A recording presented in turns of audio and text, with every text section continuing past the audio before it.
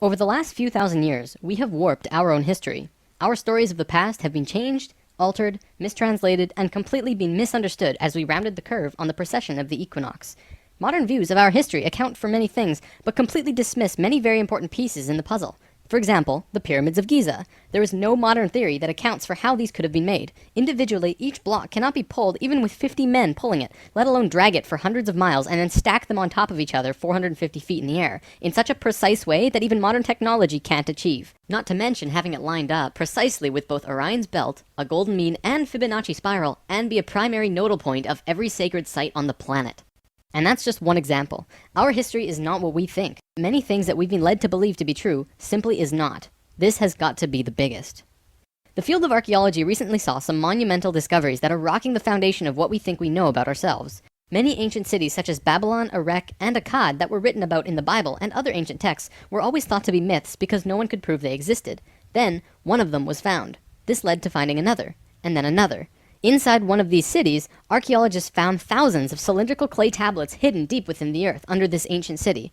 The tablets were completely covered in text, written in cuneiform, and tell an ancient story that spans back over hundreds of thousands of years on this planet, describing the history of the earth and the origins of the human race in great detail. Now, the first thing we all want to do is just say that they were making things up. They didn't know the history of Earth, and they were simply creating tales to explain where they came from. However, if this was true, how can we explain how they knew so many things about the universe that would seem impossible to know? Not only did the Dogons know all about the distant planets in the solar system, but so did the Sumerians. They described them all in great detail in these Sumerian records. They also knew about the precession of the equinox. That's a tough one for a historian to understand, because it takes over 2,000 years of continuous observation to actually learn that the Earth has a wobble. The Sumerians had this information from day one of their civilization. A man named Zacharias Sitchin spent a long time transcribing these texts and had put them all together in his books, but many others have also done the same, and the interpretations are always very similar. Not only that, but Thoth has also shared information about this with us, and his account matches the Sumerian records. Adamus and other channelings discuss it as well. If you see all of these records and sources, there is a huge connection between the stories. Now, this story spans back hundreds of thousands of years into our past. It talks about Tiamat and Nibiru, the Nephilim, seeding the human race, Adam and Eve, and the children of Lemuria. This portion of the story is really interesting, but not the most crucial to know. We're not going to be covering this at this time. We are, however, going to be picking up the story at the end of Lemuria, and discussing the events of Atlantis up to present day. What I'm going to tell you is a mix of what these records say, along with what Thoth has told us for some finer details. Please have your own experience while watching this. I'm not going to tell you that this is fact. I am simply saying, decide for yourself.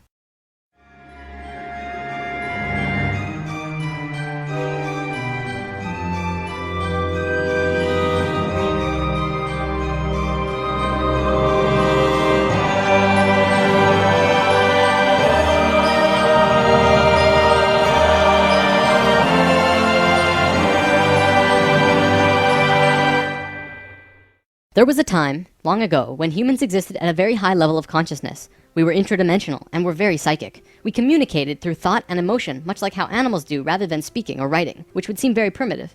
We lived primarily on a large string of islands called Lemuria, but there was a consciousness shift. We moved up in consciousness, and the islands of Lemuria sank beneath the oceans. At the time of this shift, a new continent rose out of the waters. We called it Atlantis. Back in the early 1900s, the spiritual path of the United States was similar to what's happening today. People began to learn about meditation and study ancient lands like Atlantis and Lemuria. We actually found quite a bit of evidence that Lemuria existed, and it had to do with coral. See, the ocean floor does rise and fall. Coral can exist up to 150 feet under the surface of the water. In 1910, the surface of the ocean was probably higher because they were able to see coral rings heading away from Easter Islands for a great distance. These rings were estimated to be found at 1,800 feet, which means that for them to have existed, they would have had to be much higher and sunk slowly. Probably more important, they also found the exact same fauna and flora from the Hawaiian Islands all the way to the Easter Islands. This is a great distance, but if you look at a map, you'll see a long string. That string, according to Thoth, used to run along the western shores of Lemuria. It is only on these islands that have the same flora and fauna. Same trees, bugs, bacteria, everything. Science can only explain this if there were closer land bridges between these islands at one point. Although we were studying this at that time, World War I began soon after, and we lost interest in spirituality and the ancient lands for a very long time. After the sinking of Lemuria and the rising of Atlantis, at first the human race became scattered. We moved to various islands and continents all over the world because we didn't have a home. Yet, we didn't know where to go. At that time, there were about 1,000 humans at a very high consciousness, more than all of the rest. They were called the Nacals. Today, we know them as ascended masters. The Nacals began preparing Atlantis to be our new home. They projected their energies across the surface of the continent in the form of the Tree of Life, not with 10 circles, but with 12, an extra on top on the island of Udal, and an extra on the bottom in the water. There were 10 components on the mainland, and even though it extended over hundreds of miles on the surface, it was projected to the accuracy of a single atom. We chose to move to Atlantis because of the Kundalini. In humans, the Kundalini is often referred to as the energy serpent that runs up and down your spine. When activated, it provides an immense amount of energy through all of the chakras. The Earth itself also has a Kundalini because the Earth is alive, like an organism, running from the center of the planet to a specific place on the surface. Wherever the Kundalini resides, the people there become the spiritual leaders of the world. The Earth chose Atlantis to be the new energetic center of the planet. After Atlantis, the Kundalini moved to the mountains of Tibet, which is why the Buddhists were the leaders in pure spirituality for the last 13,000 years. It was a very pure place. It moved again within the last 10 years, but that's a story for another time. If you want to read more, check out the book The Serpent of Light by Drunvalo Melchizedek. Suddenly, in a single day, the Nacals breathed life into the Tree of Life on the surface of Atlantis. This created vortexes of energy rotating out of each and every circle. Once the vortexes were established, the children of Lemuria began to be called forth. Millions upon millions of Lemurians who had settled all across the planet began to be pulled toward Atlantis. A great migration began. However, the Lemurian body of consciousness had only reached the age of 12 as a planetary consciousness. Because we were right-brained, we were a female species, like a 12-year-old girl. And some of our centers weren't working yet. They had worked with these energies, but only mastered 8 of the 10. Each migrating Lemurian was attracted to one of these 8 centers on Atlantis, depending on the nature of the individual. There, they settled and began to build cities. That left 2 vortexes with nobody using them, not a single person. These 2 vortexes were pulling life toward them, and in life, you can't have an empty place. Life will find a way to fill it. Similar to if you were driving along a freeway, following another car, and you drop too far behind, someone will fill the place. That's exactly what happened on Atlantis. Though the Lemurians had only filled 8 of the vortex areas, Mayan records state clearly that there were 10 cities in Atlantis when it fell. You can see these records in the Troano document, which is now located in the British Museum. This document is estimated to be 3,500 years old, and it describes in detail the sinking of Atlantis. To fill these 2 empty vortexes, according to Thoth, 2 extraterrestrial races stepped in. Not 1, but 2 completely different races. The first race were the Hebrews, coming from our future. Thoth says that they came from off-planet, but we don't know where exactly. The Hebrews were kind of like a kid who went through 5th grade and didn't make it, so they had to do that grade over again. They learned all the math, the left brain stuff, but they didn't get the right brain aspect of evolving consciousness, the doing. They didn't graduate to the next level of evolution, so they had to do it again. They knew a lot of things that we didn't know yet and brought many concepts and ideas to us that we weren't aware of yet. Now, if this is true, this would explain quite a few things about the Hebrew people in general. They seem to have many sacred geometries hidden within their culture. It also puts perspective on the story of Exodus. Perhaps Moses incarnated into that lifetime to free the Hebrews because they were not direct descendants of humans and were being treated unfairly. Or could it be that Moses was visited by an ascended master of the Hebrews who guided him to free their people? Given what we know about dimensions and consciousness, it definitely puts a fresh perspective on old stories that didn't make much sense. We could talk about this more, but let's continue for now. There were no problems caused by the Hebrews coming to Atlantis. They actually benefited our evolution. The other race that stepped in caused big problems. These beings came from the nearby planet of Mars. See, according to Thoth, Mars looked very much like Earth a little less than 1 million years ago. It was beautiful. It had oceans and water and trees that were just fantastic. But something happened to them, and it has to do with something called the Lucifer experiment. From the very beginning of creation, everything is simply an experiment. Creation itself was just consciousness creating and inhabiting itself in that creation. There is no divine plan. Spirit can do whatever it wants. Having said that, if Spirit decides to cut itself off from the rest of consciousness and create a separate reality on its own, it can do that too. This is called the Lucifer experiment. Because Spirit is God, it can do this. There is nothing wrong with that. We've kind of been led to believe that Lucifer is evil and the devil. This just isn't true. Lucifer is just another means of perceiving the reality. It is not a unity perception of oneness, but rather a duality perception of two-ness. There's a flower of life pattern for Lucifer as well, but that's a big topic for another time. Anytime the Lucifer experiment has been attempted in the universe, it always ends in failure. The species will cut itself off from love and will become incredibly male, left-brained. What always ends up happening is that everyone becomes very greedy. There is no compassion for one another, and everyone ends up fighting until they end up killing themselves. More than 1 million years ago, the beings on Mars joined the Lucifer experiment, and it failed dramatically. Basically, they cut themselves off from the unity of the universe and created a separate reality. When the Martians severed the love bond, they became pure male, logical beings with no emotions. What happened on Mars was that they ended up fighting. Mars became a battleground. Eventually, it became clear that Mars was not going to survive. They blew their atmosphere away and destroyed the surface of the planet. Nova recently did an episode on planetary magnetics, and they found some interesting things about Mars. The planet didn't have a magnetic system, however the surface was magnetized, implying that at one point it did, but that something happened. Now, we've been discussing the star tetrahedron before, and now I want to give you a brief understanding of the Merkaba. The Merkaba was known in ancient times as the Chariot of Ascension. It is the star tetrahedral energy field around the body. All around the world there are references to this in ancient texts. When activated to its full potential, the Merkaba, which is both a tool and part of your being, can be used to do the impossible, included but not limited to changing dimensions and traveling through the universe. Before Mars was destroyed, they built huge tetrahedral pyramids. They built 3, 4, and 5-sided pyramids, eventually building a complex that was able to build a synthetic Merkaba. After 1 million years or so, it's been eroded, but the proof is there. Now, because the Martians were severed from the Unity consciousness, they couldn't create a living Merkaba. They simply used it as a tool. They created a synthetic Merkaba to travel in time and find a new home. A small group of Martians tried to get away from Mars before it was destroyed, and that place they found was Earth. About 65,000 years in our past. They saw this little vortex sitting there, just pulling in life, with no one in it. They didn't ask permission. Being part of the Lucifer experiment, they just said, alright, let's do it. And they stepped onto that vortex, and in doing so, they joined and changed our evolutionary path. Thoth's father, Thome, was one of the Nacals who set up Atlantis on the island of Udal. That island, the top of the Tree of Life, was the brain of Atlantis, and on it was a small city called Poseidon. This city is what Plato was discussing when he said that Poseidon bore 10 children, the 10 circles on the Tree of Life. Poseidon was made of 3 rings painted in black, red, and white stones, and it was the symbol for Atlantis. The inner circle represented the Nacals, the middle circle were the priesthood, called the Maya, and the outer circle represented the regular people of Atlantis. We'll come back to this down the road. There were only a few thousand Martians who came to Earth through the synthetic Merkaba. The first thing they did when they arrived in Atlantis was try to take over the continent. They tried to declare war and invade. However, they were vulnerable due to their small numbers, compared to the millions of Atlanteans, and we finally subdued them. We were able to stop them from conquering us, but we could not send them back. When this happened on our evolutionary path, we now had the planetary consciousness of a 14-year-old girl. The Martians were an incredibly male species, and also very old, so what you had was a 14-year-old girl being taken over by a 60 or 70-year-old man. We had no choice in the matter. The Martians just stepped in and said, like it or not, we're here. They didn't care what we thought or felt about it.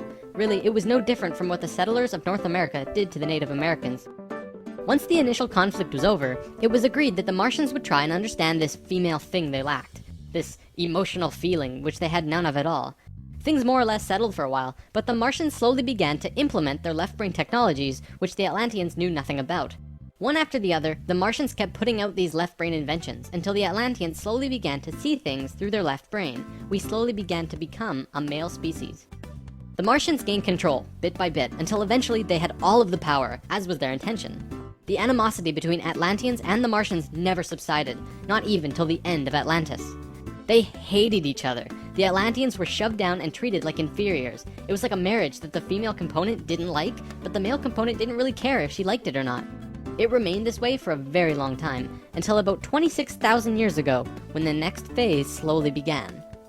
Before we continue, we have to talk about polar shifts. See, in the 1930s, Edgar Cayce was channeling information for a geologist when he stopped and he said, "There's something you should know. In the near future, the Earth's poles are going to shift." Cayce was a brilliant man with a very strong connection to higher dimensions, where he communicated with other beings for the human race. Ultimately, it was because of his channelings that the belief system called New Age was created. This is again just putting what he was doing into boxes of understanding, because no one else understood what he was doing at that time. Nevertheless, when Cayce talked, people listened. Geologists began exploring the possibility of a polar shift, and they found something remarkable. A string of major pieces of evidence came forth and lent tremendous weight to what Cayce was saying, and they have now changed the world's view on the subject.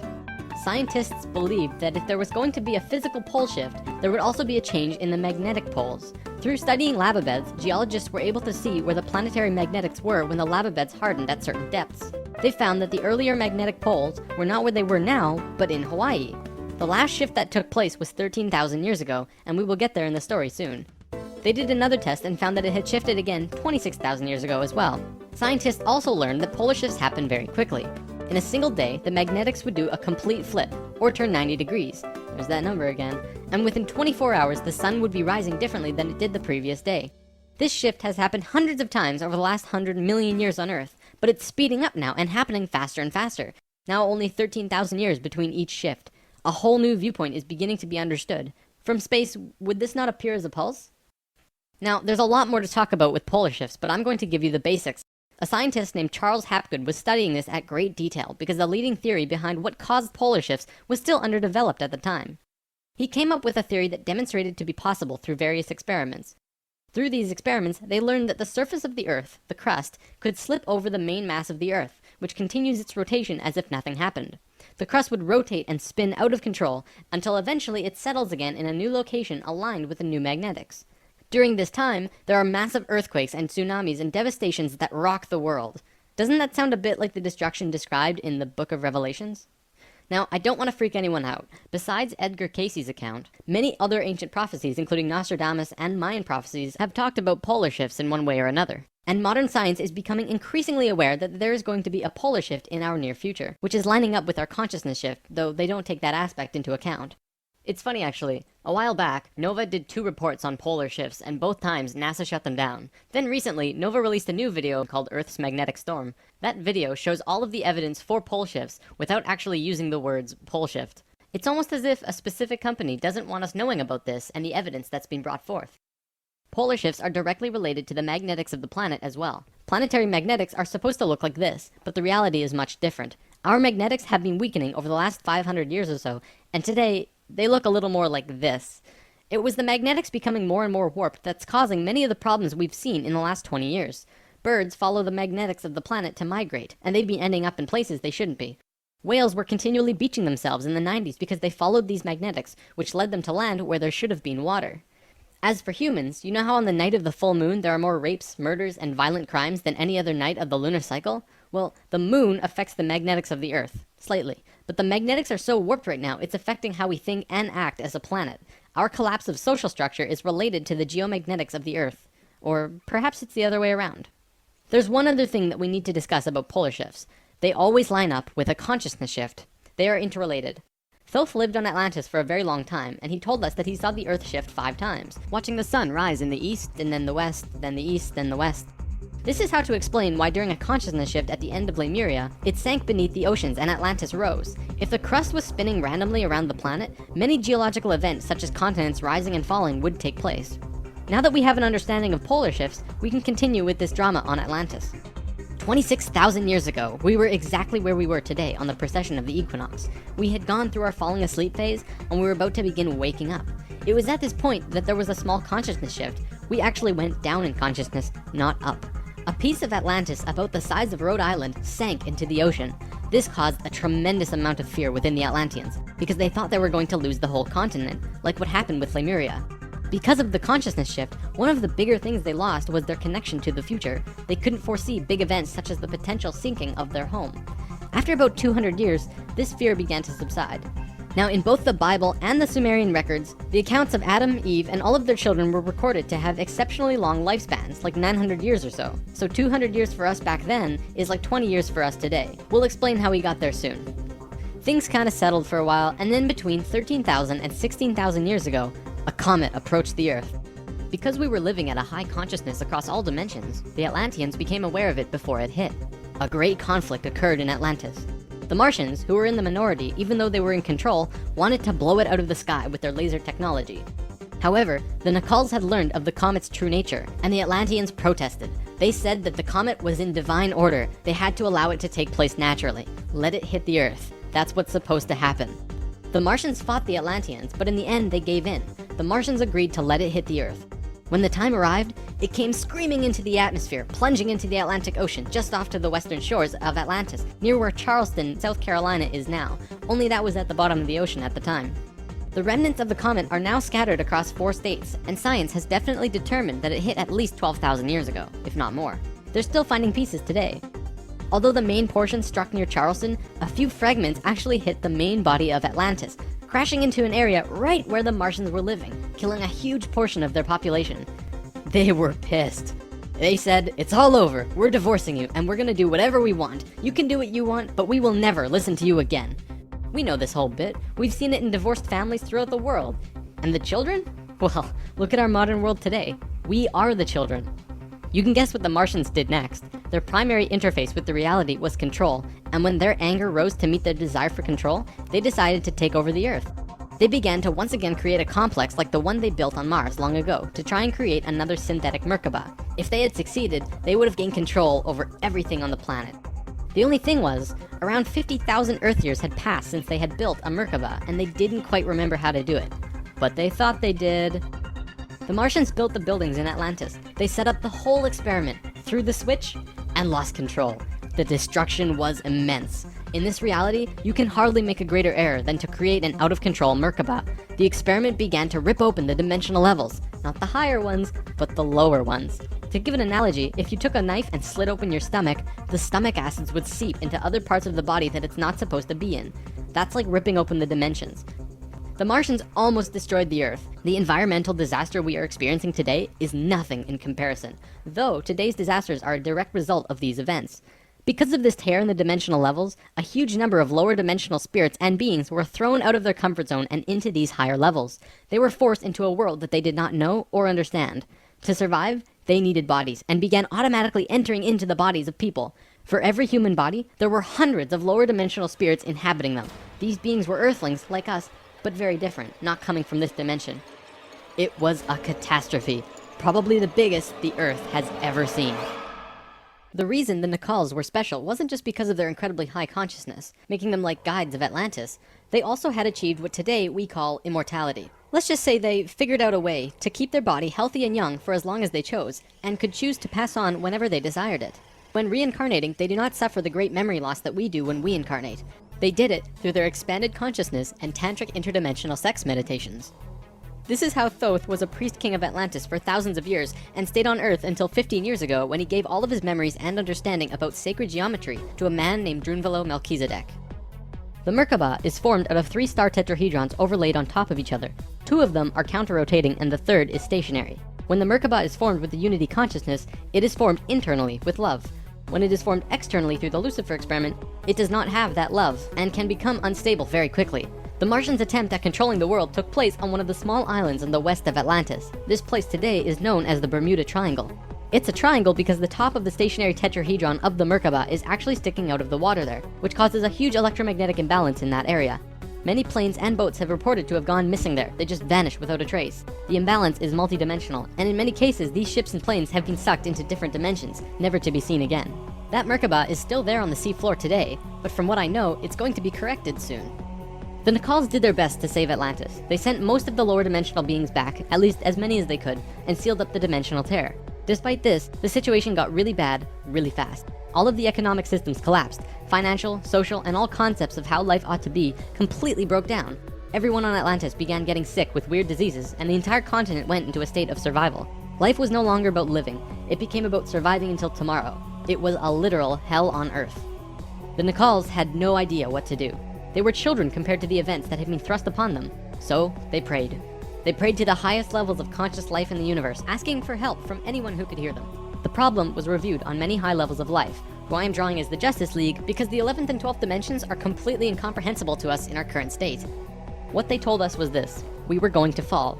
We were going to hit rock bottom, level 1, the lowest place we possibly could be in the universe and still survive. Also, we were changing polarity. We were no longer a female species, so we were starting from square one as a male species.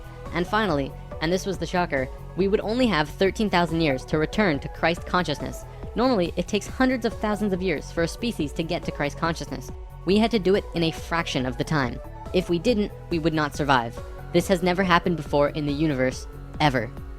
Thoth, who was the priest king of Atlantis at the time, learned that they would have to perform this experiment on themselves. They received instructions from the highest levels of life and they went on their way. Thoth proceeded with a being named Ra and Aragat, who were previous kings of Atlantis, and began the experiment. To understand what they did, we have to talk about consciousness grids. A planetary grid is an etheric crystalline structure that envelops the planet and holds the consciousness of any one species of life. This grid does have an electromagnetic component associated with the third dimension, but it also has a component for every dimension as well. These grids are geometric, of course, and science will eventually discover that there is a grid for every species in the world. Each of these grids have their own geometry and are unique. There's not another one like it, just as the species itself are unique. These grids give off light as well, and from space they can be seen as the source of the bluish glow around the Earth. What Thoth and friends had to do was create a synthetic Christ consciousness grid, allowing humans to ascend to Christ consciousness in a very short time. But first, let's talk about the science behind the grid. Perhaps you've heard of the 100th monkey experiment. Over a span of 30 years, scientists were researching a species of monkey called Macaca fuscata on an island in Japan. They were providing the monkeys with sweet potatoes by dropping them in the sand. The monkeys liked sweet potatoes, but they didn't like the sand and dirt so much. A few monkey children figured out that they could wash their sweet potatoes, and some of them taught the technique to their parents. Only a few of the adult monkeys did this though. This went on for some time until one day the monkeys who actually knew the technique hit critical mass. And bingo! The technique started spreading faster than it did before. Monkeys started learning it really easily across all of the Japanese islands nearby as well as on the mainland. They knew that there had to be something that wasn't yet understood about how a species is connected to itself. So what did we do? We tried it on humans. Our research team made a picture out of human faces. About 100 faces hidden within a single picture, but at first glance, you could only see about 6 or 7. They did several surveys with a few hundred people in Australia and said, alright, find the faces. Most people could only pick out 6, 7, 8, 9 or so, not many more. After that, the research team went to Britain and aired the picture on a closed cable BBC special that was shown only in England. They showed where all of the faces were, every last one. Half of the research team, which stayed in Australia, did the experiment again with new subjects. And lo and behold, people were just naturally able to see more faces. After this experiment, they knew that something definitely connects us all, and the field of noetics is learning more about it daily. It's mass consciousness. In lesson 11, I showed you the 3 levels of consciousness. Each of these levels have their own consciousness grids around the planet, and our second level grid is based on squares and triangles. Many governments of the world, especially the Russian and US governments, were studying our grids back in the 60s and probably earlier. When mapping out the grid on the planet, you find little military bases on many of the nodal points of the grid. There are tons of these bases way out in the middle of nowhere, like on little islands like Guam. This couldn't be a coincidence that these government powers placed their bases right where the little spirals came out of the grid.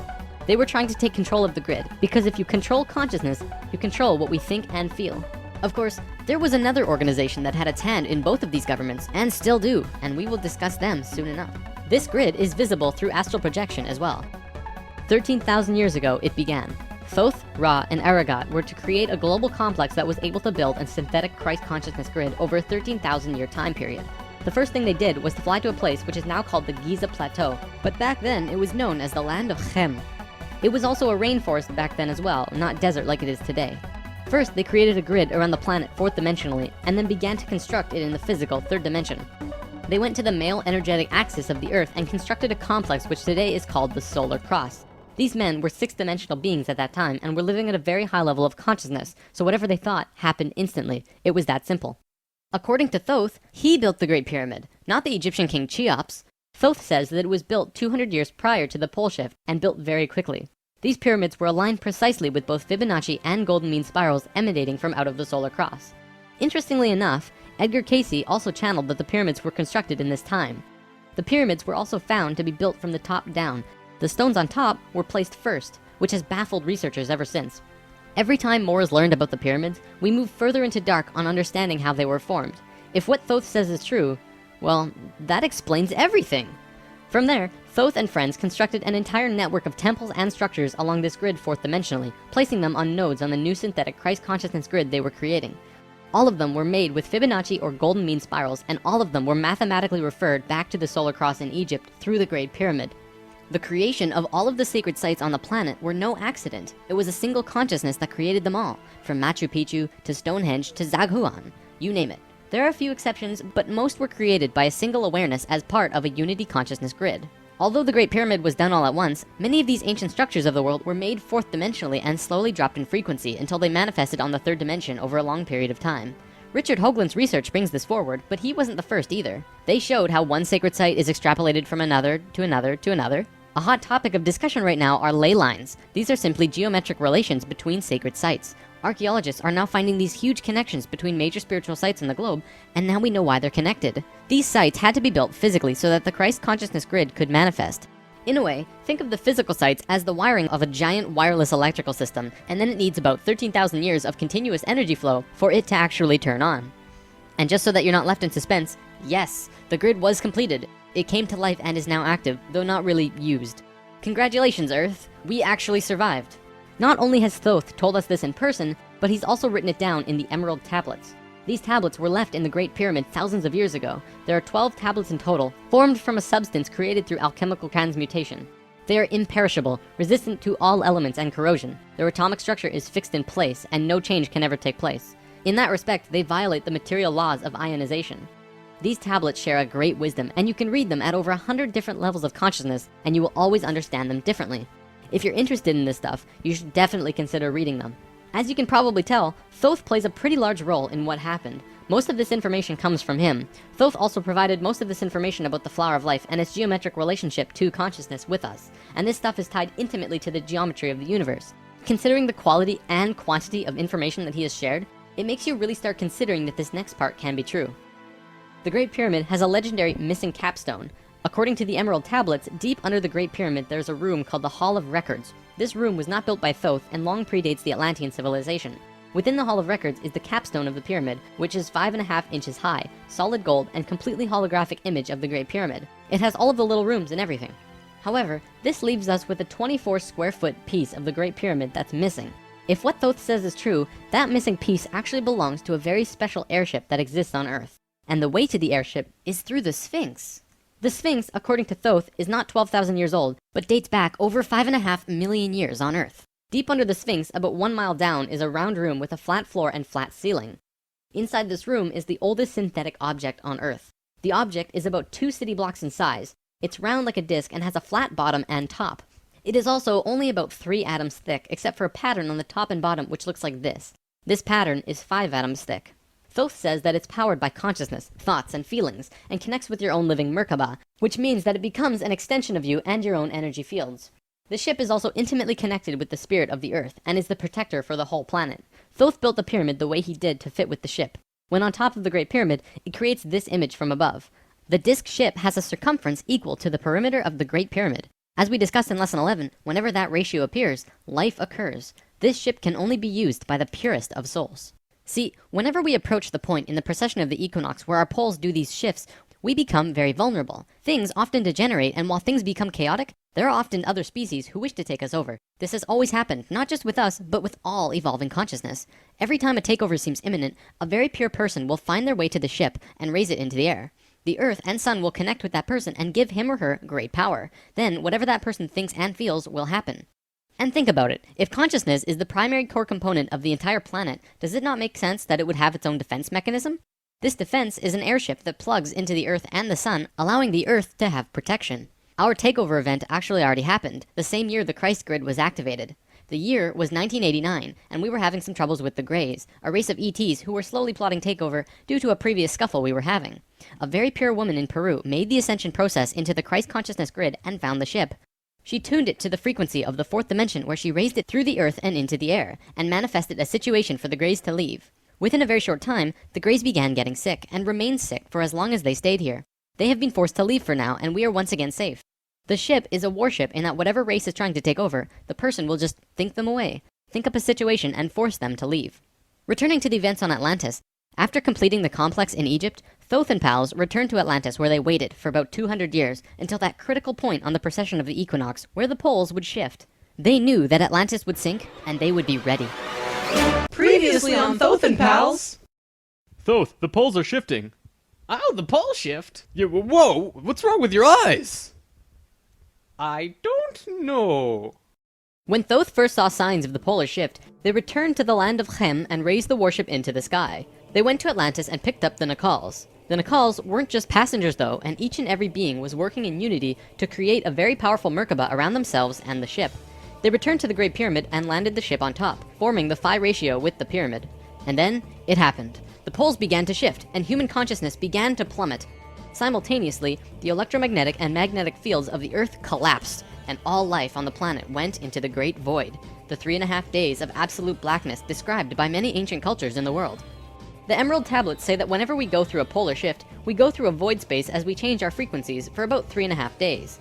This is also in the Troano document, depicted by 3.5 stones painted black. This refers to a time when we go through what science calls the electromagnetic null zone. During the pole shift, a phenomenon takes place where everything just seems to disappear for a certain time. Usually it's between 2 to 4 days, and the last time it was 3.5 days. Here's where it gets interesting. What happens to us does not usually happen to a normal species, because most advanced species will have their Merkabas handy at the time of the shift. We didn't, due to our little crisis, and we got sucked into the void space without protection. This resulted in us losing our memories. Science realizes that all of our memories are connected through cells in our brains as well as fields around our heads. What is not entirely understood by science yet, at least not directly, is the connection our memories have with the planet itself. We've discussed this before. The magnetics of the Earth affect how we think and act. The Merkaba is an electromagnetic field that you create around your body that can serve as protection from void as you're consciously going through it. What happened to us when we didn't have that protection? It was a clean wipe. When we existed on Atlantis, we were living at a very high level of consciousness in a higher dimension. We had extremely advanced and sophisticated bodies and minds, and were capable of practically anything, living in a dimension where molecules were spaced so far apart that consciousness could interact with them without physically moving. It's hard to explain because you can literally shape your environment immediately through your consciousness in these higher frequencies. In that sense, we were creators, knowing and understanding oneness, beings of love. But then we fell. We dropped back down to this place called the third dimension. We also fell in consciousness back to zero. We forgot how to use the pineal gland, and it slowly shrunk to the size it is now, like a raisin, where it's supposed to be eyeball size. When this happened, we forgot how to breathe source energy into our bodies, and our lifespans went kaput. Eventually, we went from 900 years to what it is today. We had not experienced this dense reality that we had before, at least for a very long time. We were kind of like a supercomputer that gets completely wiped. No operating system or anything. We had these advanced physical bodies, but we didn't know how to use them. This is why today we are so physically advanced compared to pretty much all the other animals in this third dimension. For a time, the survivors of the Atlantean fall, and there were a few, were literally hairy barbarians. We even had to rediscover fire. The reason we're having such a hard time finding evidence of Atlantis is because for the most part, the events of Atlantis took place on a much higher dimension than our physical Earth exists on right now. Everything I've drawn of Atlantis can't be taken as that's what it looked like, because it didn't. This landmass did physically exist, but the Atlanteans were not inhabiting that dimension of its existence. If the warship hadn't been protected by the Merkaba, the Nacals would have lost their memories. They retained their memories when the Earth came out of the void and began their work once more. Thoth and 1/3 of the Nacals went to the Island of the Sun in Bolivia. Aragot and 1/3 went to Tibet, and Ra and the remaining third went to Egypt, where they waited. Now, we're going to begin bridging the gaps between this story and our current history. In between the fall of Atlantis and the dawn of our first civilizations, who were the Egyptians and the Sumerians, there was a 6,500-year gap between them. What was happening to us in that time? We have to look at this precession chart again. This is where we fell in consciousness, point C, and this was our falling asleep phase too. Thoth, Ra, and the Ascended Masters were waiting until point D. They had to wait for humans to just evolve themselves over a 6,500-year time period until they were advanced enough to actually receive this new information that they were going to provide. Sometime in here was when the flood of Noah occurred. Because of the pole shift, the Earth went through an ice age. This is scientific fact. When the ice melted, it would have caused massive flooding. DNA is the physical manifestation of who you are. It is your soul's physical aspect. What we are seeing in DNA is changes in the codons. There's 64 possible codons in DNA, and humans only have about 22 or so. What we're finding is that there are 6 more codons being activated within these children, and they are choosing 2 of the 6. These kids are what we call indigo and crystal children, and probably the super psychics as well. Now, this is a chromosome. Basically, what this is lots and lots of DNA wrapped into this weird H-like shape. This is located in every cell and is part of your body of consciousness. What Thoth tells us is that every level of consciousness seen here not only has its own consciousness grid, but its chromosome change as well. The second level, where we are now, has 44 and 2 chromosomes. To any scientist, this is basic biology. The first level, however, has 42 and 2, and this third level has 46 and 2. The fourth and fifth have 48 and 2 and 50 and 2 respectively. The primary physically visible difference between these DNA in all life is height. The first level has an average height of 4 to 6 feet tall. The second level, us, has an average height of 5 to 7 feet. Third are about 10 to 16 feet, which we are about to translate to. Fourth is 30 to 35 feet, and the last is 50 to 60. You may remember a being named Metatron, the Hebrew archangel who is the perfection of what humanity is to become. He was 55 feet tall, that guy. The last 2 heights are far in the distant future for us, though. This is a place in Egypt today called Abu Simbel. The first thing you notice is that these statues are huge, but with the information about the DNA, this paints a different picture. These beings would be in the 60-foot range if they were to stand. They were at the 5th level of consciousness. These beings on a different wall are 35 feet tall, 4th level of consciousness. Here are some 3rd levels as well. Archaeologists saw this and thought that it meant that the man was just much more important than the woman, when in actuality, the kings of Egypt had 5 different names, one for every level of consciousness. Some of the kings were even able to translate into different dimensions, and that's how they guided the population with the power of the gods. In Egypt, according to today's top archaeologists and researchers, the Egyptians and Sumerians both began their civilizations right around the same time from each other, within a few hundred years or so. Both of these civilizations emerged out of nowhere with perfect writing abilities that were not improved upon since. When they first emerged, they were extremely sophisticated and clear, and slowly degenerated over generations. No archaeologist can explain how this happened or explain how it could have happened. They placed Egypt and Sumer into a special classification called stair-step evolution. What happened was, one day, Egypt got its language, full and complete. Then the knowledge leveled off. And then it got another massive leap a little while later. Then suddenly, they knew everything about water and moat systems just perfect. Then, a little time later, bam, they're masters of hydraulics. How did Egypt and Sumer do this? Well, this is what Thoth said. When we were evolving on our own for 6,500 years, Ra and the Ascended Masters were waiting in an underground city beneath the Great Pyramid. We'll come back to this in a bit. Thoth's son Tat formed a group called the Tat Brotherhood, which is a secret group that still exists today as protectors and keepers of the sacred temples. Today, they're still connected to the Ascended Masters. So about 6,000 years ago, some members of the Tat Brotherhood would wait until they would meet someone who could understand what they were going to teach them. When they found someone, they would just tune their frequencies to the third dimension and walk up and tell them information flat out. They said, hey, if you do this and this happens. The Egyptians would say, wow, look at that. Then they would go underground, wait another little while, and repeat the process. Over a short period of time, the Egyptian and Sumerian evolution shot up in stair steps. As for the Sumerians, they also received a more detailed story by those who were assisting them. They described to the Sumerians in all of the details they remembered. They said, this is the history of the planet, write it down. The Sumerians knew about the precession of the equinox because they were told it by the Nacals from Atlantis. After this stair-step period, we began to fall asleep further. Things got worse once more. It was our falling sleep stage of precession, and although the Nacals had given us a boost, we were consciously dozing off. On that note, it's time for the story about the city under the pyramid. Keep an open mind about this because there is very little proof for what I'm about to say. For over 40 years, Drunvalo Melchizedek has been studying human consciousness through sacred geometry and spiritual teachers and masters all over the world. In 1996, he was contacted by a source in Egypt who said that something incredible had been discovered. A stone stele came out of the ground between the paws of the Sphinx into the daylight. They removed it and dug into the earth beneath the Sphinx. There they found a room with 3 tunnels leading off of it. One of the tunnels, which went to the Great Pyramid, had another tunnel coming off it, and it was shielded by a wall of light. Bullets could not pass through this field, and people could not even get close to it without feeling like they're going to die. The Egyptian government found a particular person who could turn off this field. They also had brought in Paramount Studios to film it, as they had filmed the opening of King Tut's tomb. They had a good relationship with Egypt. The government wanted several $1 million from Paramount, but at the last minute they asked for an extra $1.5 million under the table. Paramount was outraged and they backed off. Things were silent for about 3 months. Then, Drunvalo heard from a source again who was involved in all this, who said that 3 men shut off the light field and went inside. They found themselves inside a very large building that went on for miles underground, which was really the edge of a giant underground city, which was really just one giant building. Then, a little while later, an Egyptian archaeologist named Larry Hunter began describing the same thing, but more detailed. He said that the city was 6.5 by 8 miles wide and 12 stories deep, and the city was outlined by specific temples in Egypt.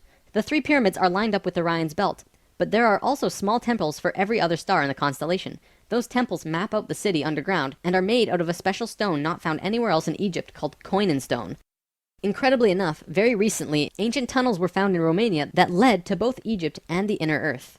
Now, I don't have time to go into detail about this particular story, but if you want, check out the book Transylvanian Sunrise by Radu Sinamar. To be clear, this is a theory that has not been accepted by the Egyptian government, but the underground city that Thoth said was there is, according to Mr. Hunter, marked by temples made of a unique substance, and the temples match the star pattern of the constellation of Orion. 4,000 years after the stair-step evolution, we were at our lowest stage of our evolution. We were hitting bottom on the awareness road. Suddenly, out of the darkness, 3 men came to Earth to give us a little nudge. Everything in ancient Egypt was synthetic. They had this entire civilization based around achieving heightened states of consciousness, but they had to do it through tools. Now, we're not going to look at each of these tools individually, but let me give you a brief overview here. This tool was used for transferring vibrations into the body. Along with that were the hook and flail. This little device was a kind of generator to increase vibrations, though there's not too much information available on it. This thing, however, was their most important tool, the Ankh.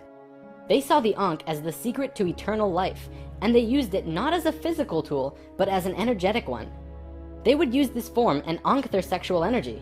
Now, this could be a huge topic on its own, like how energy travels up and down the body through a vertical tube between 5 energy channels that counter-rotate as they extend through the body. But basically, sexual energy is an incredibly powerful energy. We definitely abuse it today, but what the Egyptians knew was that when you had an orgasm, a very large amount of energy bursts from your root chakra all the way up your spine to the top of your head, and then it gets released. What the Egyptians would do was when the spiral of energy hit their heart chakra, they would onk the energy out of the back of their body and over their head and back into their body, where they would keep the energy and retain a massive energy boost. In other words, if you take a tuning fork and hit it, it will reverberate for a certain amount of time. Then, if you attach an onk on top of it and hit it again, it will reverberate at least 3 times longer. The Egyptians were doing this with their bodies. Moving on, when Atlantis was first formed, the Nacals set up something called a mystery school. This is a special type of school where you learn about consciousness, and you learn different aspects of expanding your own consciousness, and eventually getting to a place where you become immortal. It usually took a very long time to achieve this state, and that's why there were only about 1,000 Nacals in comparison to the millions of Lemurians at the start of Atlantis. The first Atlantean to reach the immortal state was a man named Osiris. Ancient Egypt's mythology tells a story about Osiris, a man who was killed and cut up into pieces by his brother in an act of rage, and then the pieces were scattered. This event, perhaps less exaggerated than the myths, actually did happen, and it took place on Atlantis. Osiris's wife and sister retrieved the pieces, and upon returning the final piece, they restored the creative energy flow and brought his spirit back into the body. Through doing this, Osiris became immortal, and he was the first immortal of Atlantis. This story is told throughout ancient Egypt on many temple walls, and I'm going to show you why. Osiris went through the 3 stages of consciousness. The first one was whole, the second was separated from itself, included physically, and the third was whole again. The Nacals used Osiris's understanding of how he became immortal as a template for how others could do it as well, only through consciousness, without needing to be cut up, of course. This eventually became what we would call the religion of Atlantis, but it was more of a deeper understanding that they were following. This template was also used in Egypt, which we will look at now. Through this stair-step evolution, we began to change from the first level of consciousness into the second. Before the fall, we had incredible memories. It wasn't this vague recollection that we have now, but today we might see it as full-tilt 3D holographic memory. After the fall, we still had a photographic memory and could share these experiences with each other, which is called dream time. It is what the Aborigines of Australia still have today.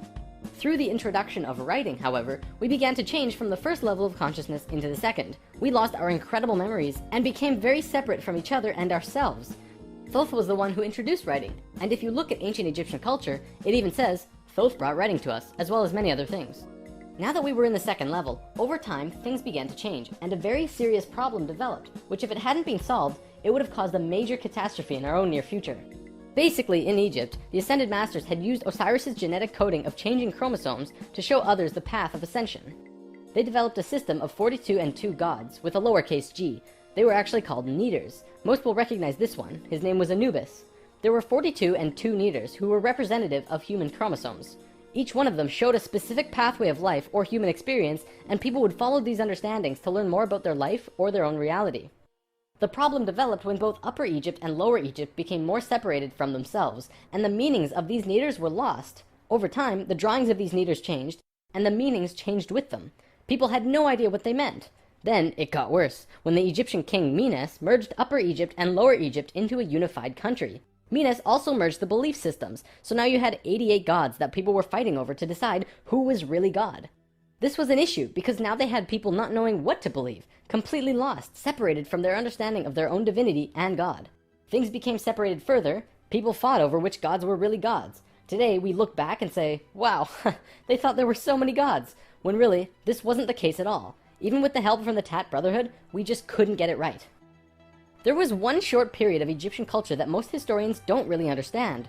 As it's written in ancient texts and hieroglyphs, for 17.5 years there was a bizarre new ruler that completely changed how Egypt was run, and his name was Akhenaten. Before him, there were only kings. Akhenaten was the first pharaoh, which meant that which you will become.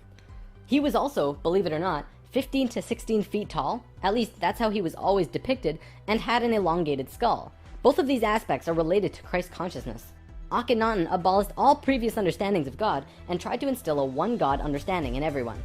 After 17 years, the majority of Egyptians revolted and Akhenaten was killed, soon to be replaced by someone else, returning to the old system. What actually happened? To correct the problem, Thoth got the help from Ai and Tia, who were the first immortals from Lemuria, and got them to mate interdimensionally to conceive a Christ consciousness being.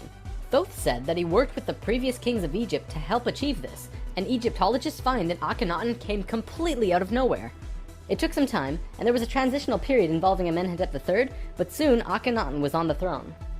Akhenaten used his time to bring Egypt back to a simple religion where there was one God, one reality.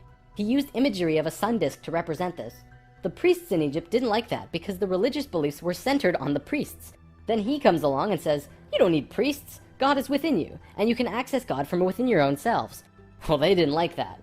He also pulled the military back and said, don't attack unless someone else attacks first. The military didn't like him either. Plus, the people generally didn't like him because they enjoyed worshipping their many gods.